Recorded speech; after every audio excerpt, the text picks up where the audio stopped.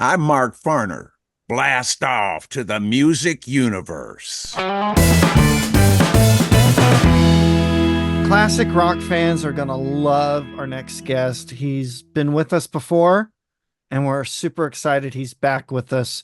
Mark Farner, you know him best from Grand Funk Railroad. He's been a solo artist for many years now, and we get kind of dirty in some of the grittiness that we talk about with a potential reunion with them. So you're going to want to make sure you watch this interview. Yes, dirty? He doesn't curse. What do you mean dirty? I don't mean dirty, dirty, just Just in the nitty gritty. I get nitty you. gritty. That's maybe that was the better word to use. Yes, in detail. He talks about time signatures and frequencies, talking about uh re-recording a Grand Funk hit on his new record. Buddy, you have that information in front of you. Tell us about the new record. It's called Closer to My Home. It's out November 8th via Righteous Rock Records. MVD Entertainment Group is distributing it. And you're going to see he bridges the past and present with it. So this year is the 55th anniversary of Grand Funk's big hit, I'm Your Captain, Closer to Home. I don't know if you've seen them live yet, but Yeah. it's a great song. I have a lot of great hits, of course. My dad grew up listening to them, and I'll tell you, they're one of the bands that I grew up listening to, but didn't really appreciate until I got older. Right. And now, they're the king of kings, as far as classic rock goes. They had huge hits throughout the 70s and 80s. And, I've seen them a couple times. I've seen them with the original members. I've seen them without all the original members. And I really hope with all the reunions happening where hell freezes over for the Eagles. 30 years ago, they reunited after saying they wouldn't. I hope they can. I hope they can figure it out and get back together.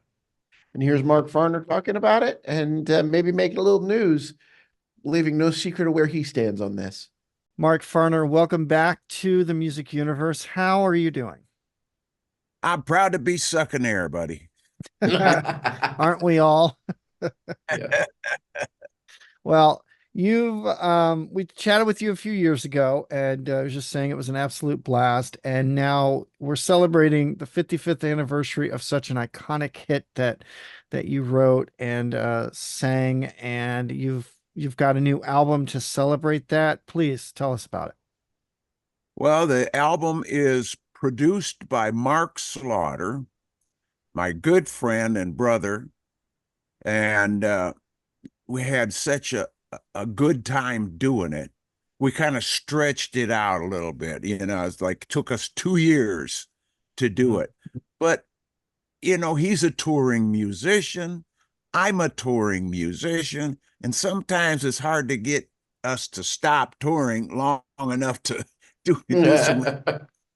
And that's really how it played out. But I think it worked uh, for the better that way because it gave us some time to really chew on stuff and really uh, digest it and pick it apart.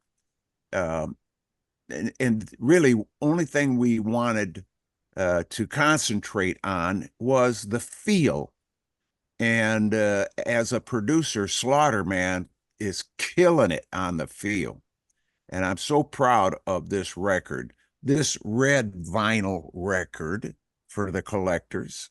And all of the pre-sale copies of Closer to My Home are signed by me. So the vinyl is a signed album cover, and the CDs are signed as well. All of the pre-sale. So we are happy to announce that for collectors. It makes it a little better, and being that it's a red vinyl, that's even more significant as far as its collectability. The songs are from my heart, and one song that Slaughter and I we kind of did together. I had all the music written, and I had the first verse written when I got to his place, and I'm doing it, and I'm putting a rough vocal down, and he started saying, "Well, what about this?" And he started. I thinking, "Oh yeah, man, that's a great angle. That's a great angle." And oh yeah, yeah, those are good words.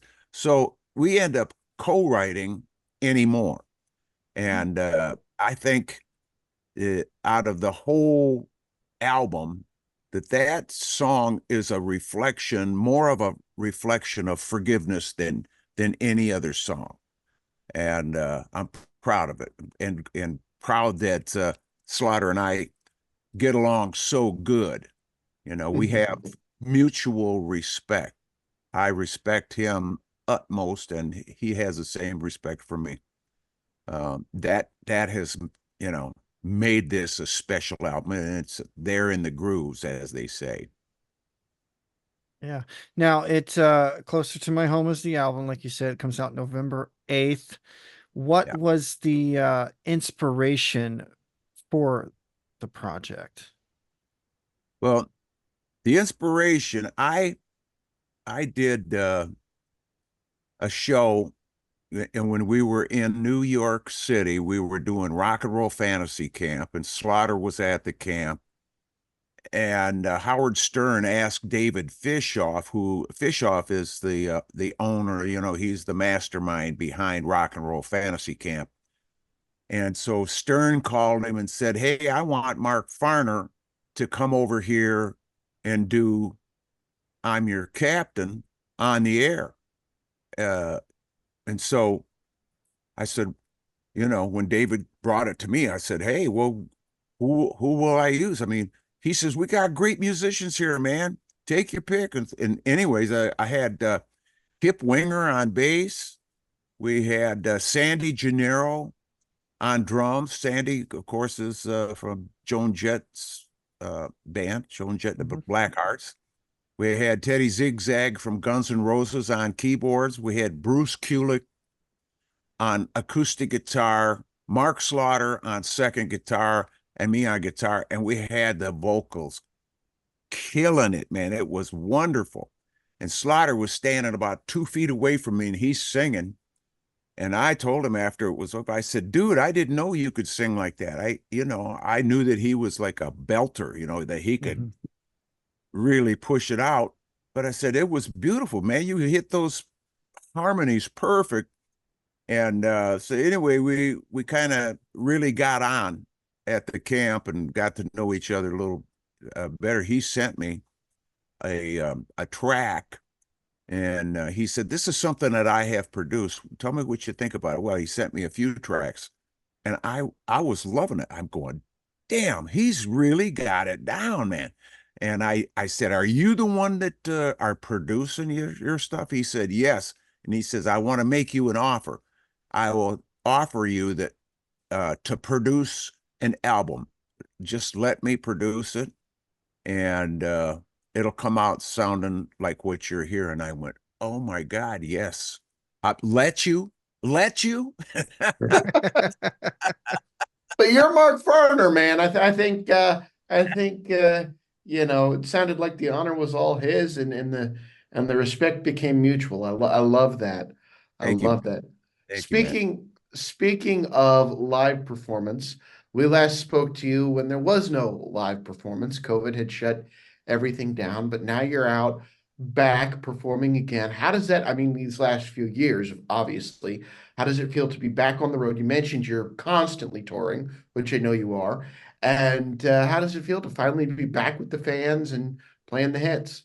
It's wonderful. It's you know, I think that what happened, the lockdown and the BS that went down really makes people exceptionally in tune with who they are, who you are as an American, a free person, what the Constitution, the people's declaration of existence, what it means.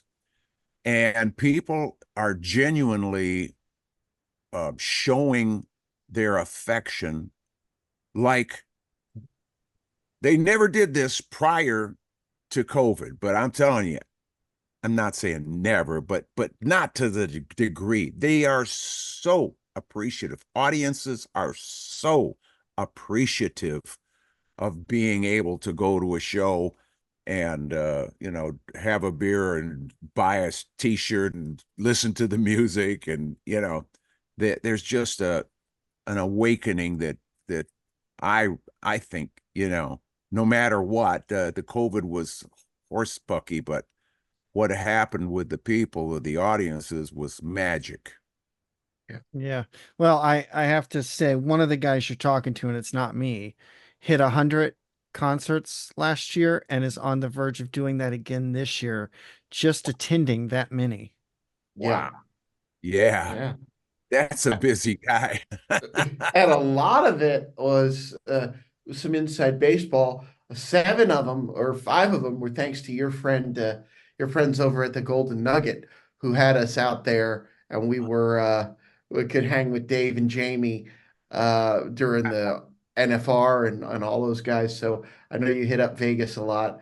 It's really cool. Are you performing any of the new tracks live yet? And how's the response been? We've done one new track live, and the response is great.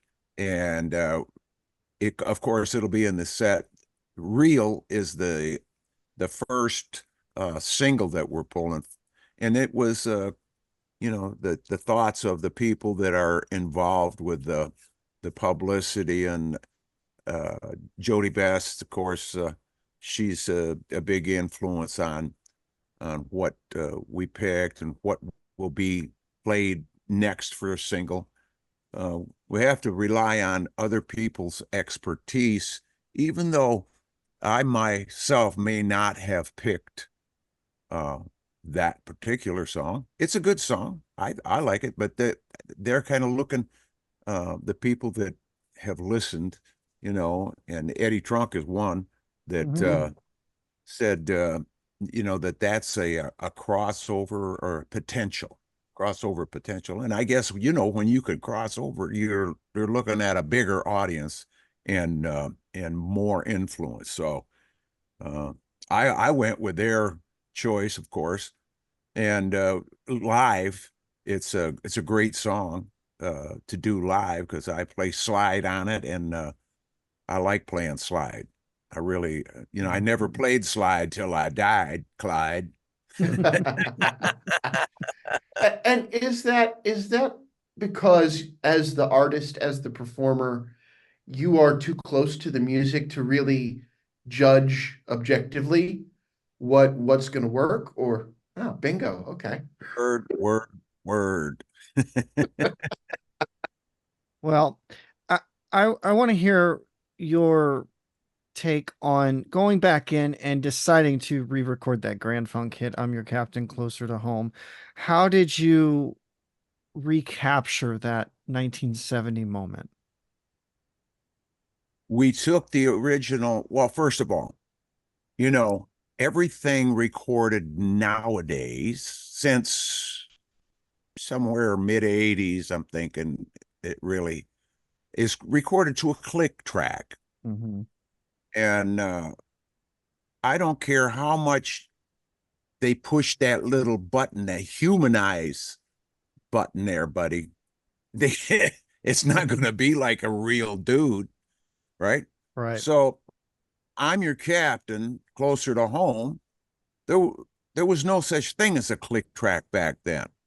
We played to the drummer. All Right. of those hits back then, all of that music, it was all played to a real person, a drummer in a bone suit. you know, uh, so we did a tempo map.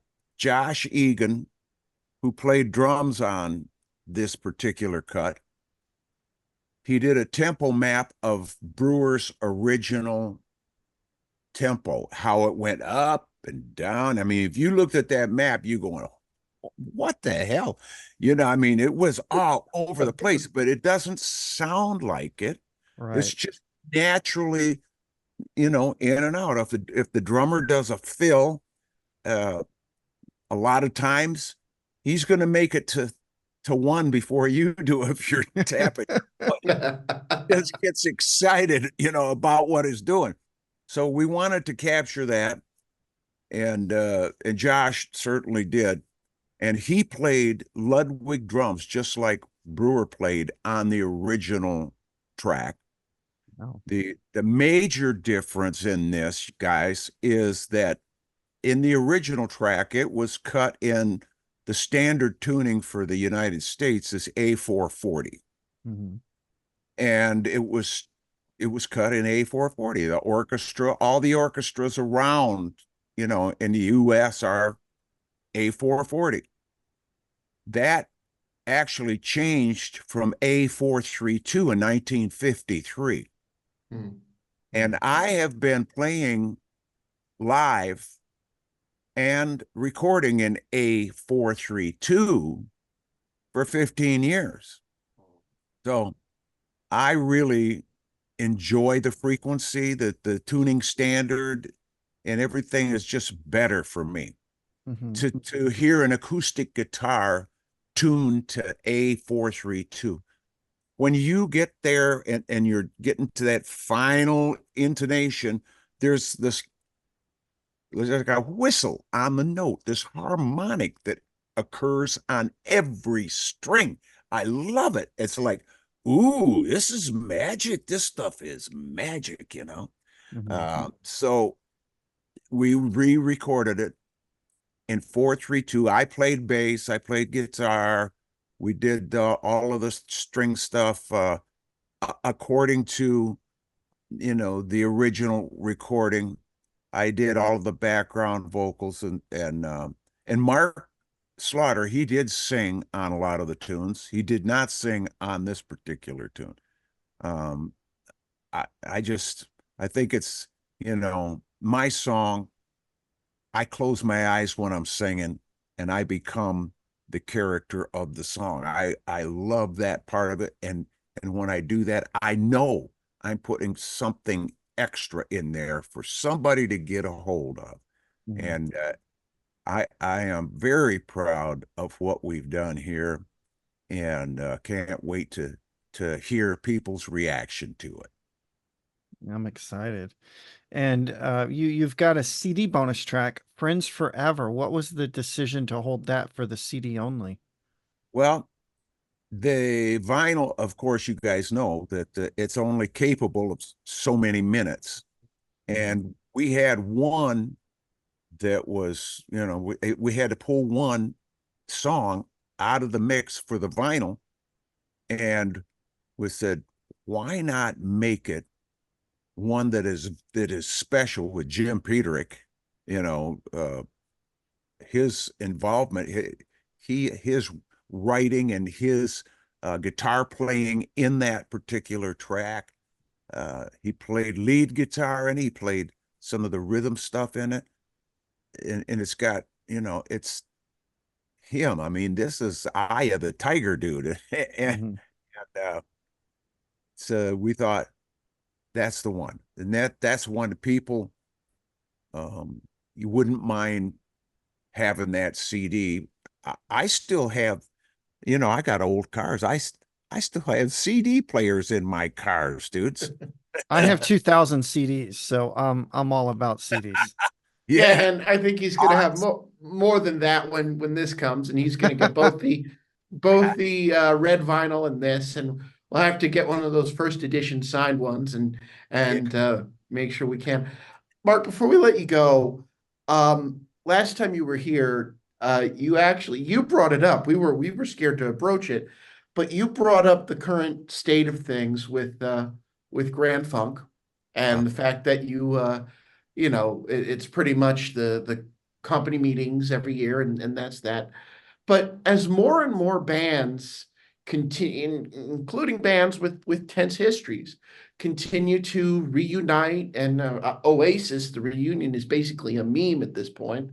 Uh, is there conversation of that potentially happening, of the voice returning, or is history a history and we're going to let it be?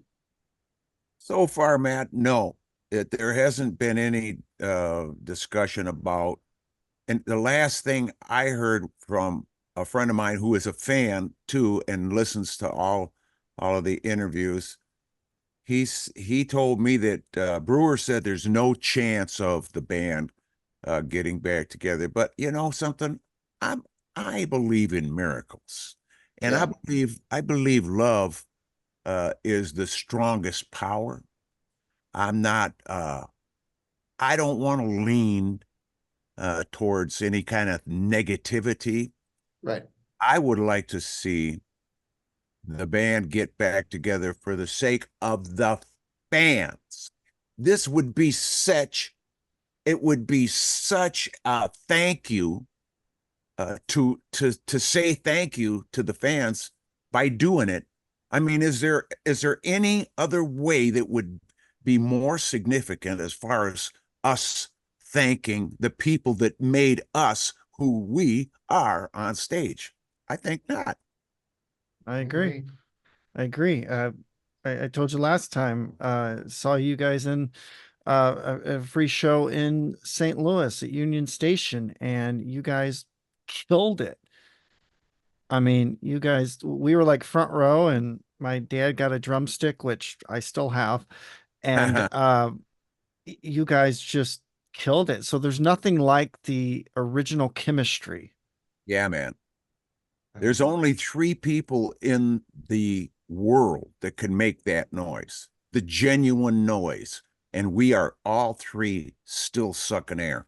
So it's only natural for me to want to put it back for the fans' sake, and because I am a fan, I am a music fan. I really wanted to see the Beatles, and I could not understand why they wouldn't get back together. I'm thinking, why don't you guys just bury the hatchet and do it for the fans? Do it for us fans who love you, and we want to see you up there. You know, I can, as a fan, I can really appreciate a funk fan uh, desiring the same thing. Yeah. Yeah, Oh, that's absolutely. wonderful. And very last thing, just to go out on a fun note, your studio has to be the top 10 backdrops we've ever had for a video interview.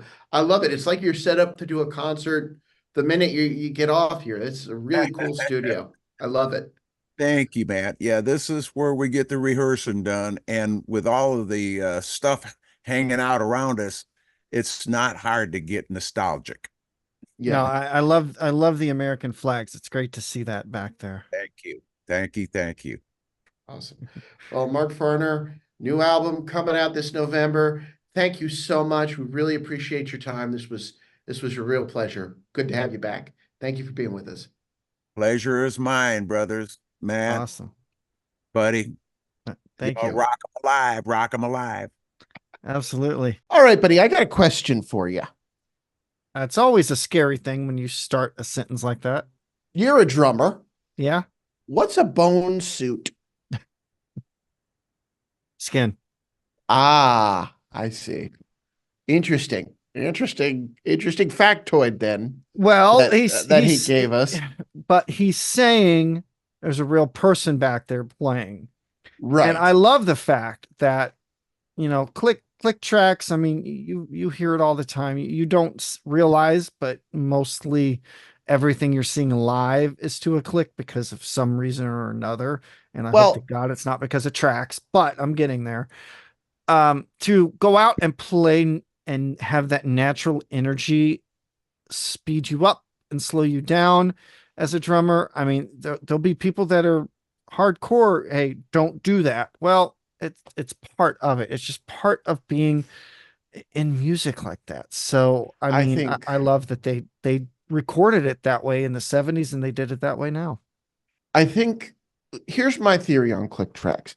You can have multitudes of reasons for having them, from your video projection to keeping the show on time.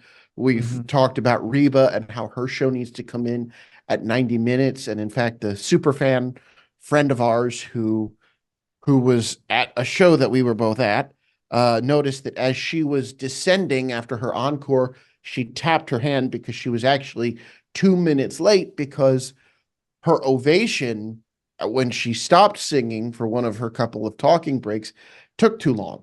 Yeah. And so, I mean, they use clicks to stay on tempo, but this is a question slash observation, having seen Shania in Vegas and talked about kind of the struggles she had on that opening night of that new residency of hers out in Vegas. I wonder if click tracks, if you really need click tracks in order to use in ears, No. because I've noticed, hang on, I've noticed that people who use in ears, if they get off, they can't hear themselves. They can't hear themselves. They can't find the music. And I think the click kind of in their ear helps it come back a little bit. Just a theory. I know Trisha couldn't hear herself during the Amazon thing. Mhm. I think some of the issues we saw with Shania were because she couldn't hear herself. And I wonder if click tracks keep a role in keeping you focused with your in-ears. If it's easier to be without a click track without in-ears is another way to say that. Well, not everybody has the same mix in their ears. So I don't know that the singer in most cases has a click track. It's usually obviously the drummer. And it might only be the drummer. So Pardon when you me? say that, and then somebody does this, pulls their an ear out like that, that's because they want to hear, they don't want to be isolated anymore. Like I just pulled mine out and I can hear the room too. So when you look at that, that's what they're doing. And then they put it back in so they could, maybe hear a little better. Yeah. Okay. Interesting. Interesting. Yeah. And I think you can tell when something's on a click and something's not on a click. Foo Fighters, I don't think play with a click track. Yeah. Journey plays with a click track.